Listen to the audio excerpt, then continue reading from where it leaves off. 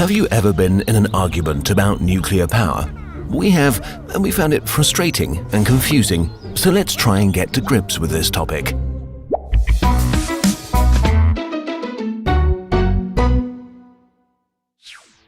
It all started in the 1940s. After the shock and horror of the war and the use of the atomic bomb, nuclear energy promised to be a peaceful spin-off of the new technology, helping the world get back on its feet.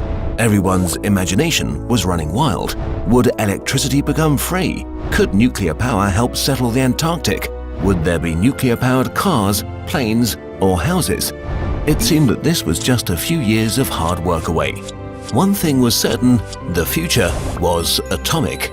Just a few years later, there was a sort of atomic age hangover. As it turned out, nuclear power was very complicated and very expensive. Turning physics into engineering was easy on paper, but hard in real life. Also, private companies thought that nuclear power was much too risky as an investment. Most of them would much rather stick with gas, coal and oil. But there were many people who didn't just want to abandon the promise of the atomic age, an exciting new technology, the prospect of enormously cheap electricity, the prospect of being independent of oil and gas imports, and in some cases, a secret desire to possess atomic weapons provided a strong motivation to keep going. Nuclear power's finest hour finally came in the early 1970s, when war in the Middle East caused oil prices to skyrocket worldwide. Now, commercial interest and investment picked up at a dazzling pace. More than half of all the nuclear reactors in the world were built between 1970 and 1985. But which type of reactor to build, given how many different types there were to choose from? A surprising underdog candidate won the day: the light water reactor. It wasn't very innovative and it wasn't too popular with scientists, but it had some decisive advantages. It was there, it worked, and it wasn't terribly expensive. So, what does a light water reactor do? Well, the basic principle is shockingly simple. It heats up water using an artificial chain reaction. Nuclear fission releases several million times more energy than any chemical reaction could. Really heavy elements on the brink of stability, like uranium-235, get bombarded with neutrons. The neutron is absorbed, but the result is unstable. Most of the time, it immediately splits into fast-moving lighter elements, some additional free neutrons, and energy in the form of radiation. The radiation heats the surrounding water, while the neutrons repeat the process with other atoms, releasing more neutrons and radiation in a closely controlled chain reaction. Very different from the fast, destructive runaway reaction in an atomic bomb. In our light water reactor, a moderator is needed to control the neutron's energy. Simple, ordinary water does the job, which is very practical since water's used to drive the turbines anyway. The light water reactor became prevalent because it's simple and cheap. However, it's neither the safest, most efficient, nor technically elegant nuclear reactor. The renewed nuclear hype lasted barely a decade though. In 1979, the 3 Mile Island nuclear plant in Pennsylvania barely escaped a catastrophe when its core melted. In 1986, the Chernobyl catastrophe directly threatened Central Europe with a radioactive cloud, and in 2011, the drawn-out Fukushima disaster sparked new discussions and concerns. While in the 1980s, 218 new nuclear power reactors went live, their number and nuclear's global share of electricity production has stagnated since the end of the 80s. So what's the situation today? Today, nuclear energy meets around 10% of the world's energy demand. There are about 439 nuclear reactors in 31 countries. About 70 new reactors are under construction in 2015, most of them in countries which are growing quickly. All in all, 160 new reactors are planned worldwide. Most nuclear reactors were built more than 25 years ago with pretty old technology. More than 80% are various types of light water reactor. Today, many countries are faced with a choice: the expensive replacement of the aging reactors, possibly with more efficient but less tested models, or a move away from nuclear power towards newer or older technology with different cost and environmental impacts. So, should we use nuclear energy? The pro and contra arguments will be presented here next week. Subscribe and then you won't miss it. 3 reasons why we should stop using nuclear energy. 1. Nuclear weapons proliferation. nuclear technology made a violent entrance onto the world stage.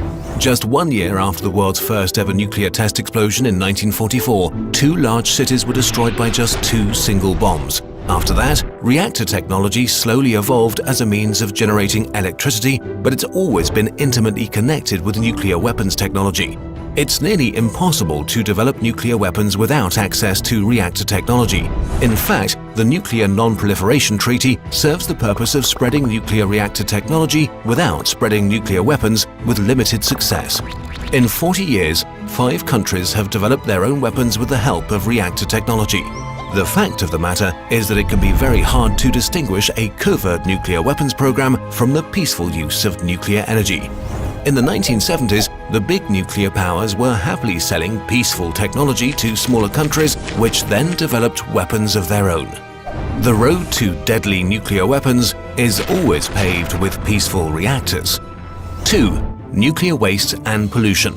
Spent nuclear fuel is not only radioactive, but also contains extremely poisonous chemical elements like plutonium. It loses its harmfulness only slowly over several tens of thousands of years.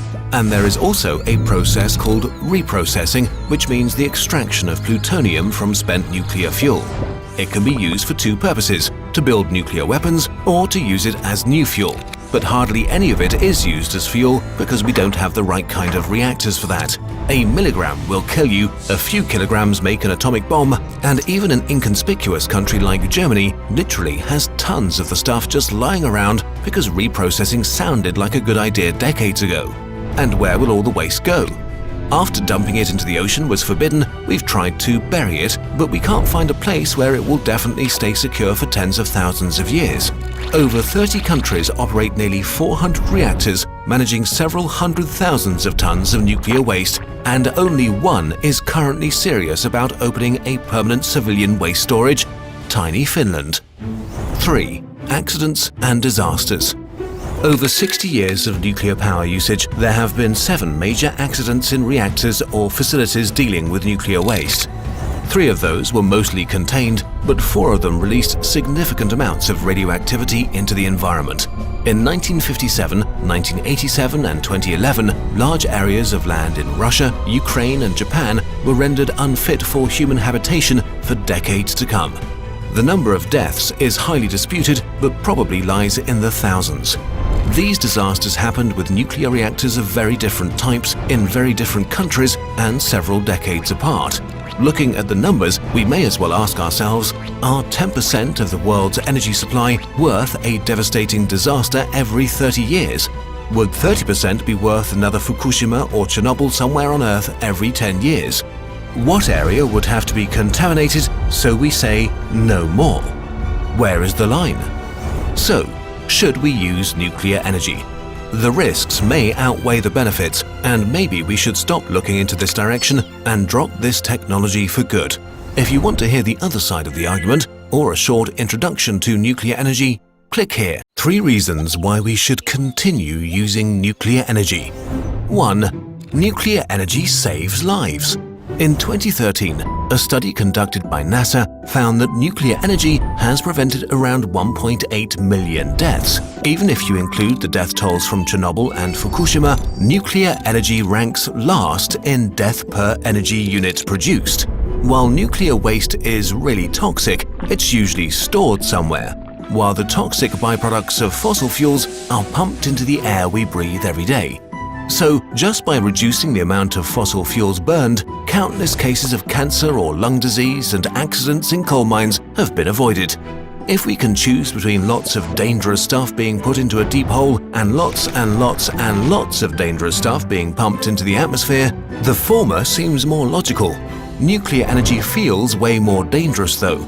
Single catastrophic events burn into our memory, while coal and oil kill silently. It's like the death rate of flying versus driving. Even in the best case scenario, it would take at least 40 years to switch to 100% renewable energy. So for as long as we continue using fossil fuels, nuclear energy will save way more lives than it destroys. 2. Nuclear energy reduces CO2 emissions. Nuclear energy is arguably way less harmful to the environment in terms of climate change than fossil fuels, our main source of energy. Since 1976, about 64 gigatons of greenhouse gas emissions have not been pumped out thanks to nuclear energy. And by the mid-21st century, that could amount to an additional 80 to 240 gigatons. Humanity's energy consumption is rising steadily. According to US government projections, China alone will add the equivalent of a new 600-megawatt coal plant every 10 days for the next 10 years. China already burns 4 billion tons of coal each year. Coal is cheap, relatively abundant, and easy to get to, so it's not likely that humanity will stop using it soon. Nuclear energy might be the only way of dampening the effects of climate change and preventing a catastrophic man-made global warming. Compared to the other things we do, nuclear energy is relatively clean. So even if it is a good idea to quit nuclear energy long-term, it might be a good solution for the next 100 years or so compared to the alternatives. 3. New technologies. Maybe technology will solve the problem of nuclear waste and dangerous power plants. The nuclear reactors we've used so far are mostly outdated technology because nuclear innovation stopped in the 1970s. There are models like the thorium reactor that could solve the problem altogether. Thorium is abundant, really hard to turn into nuclear weapons, and up to 2 orders of magnitude less wasteful than current nuclear reactors. The waste material might also be only dangerous for a few hundred years, in contrast to a couple of thousand years. 1 ton of thorium is estimated to provide the same amount of energy as 200 tons of uranium or 3.5 million tons of coal. So while we cannot know for sure if alternative nuclear technology will keep its promises, shouldn't we at least do more research before we forego an opportunity to solve lots of humanity's current problems? It might not be an easy challenge, but that hasn't stopped us before. So, should we use nuclear energy? There are risks involved in any great human endeavor, and we have to make an informed decision rather than rely on gut feeling. If you want to hear the other side of the argument or a short introduction to nuclear energy, click here.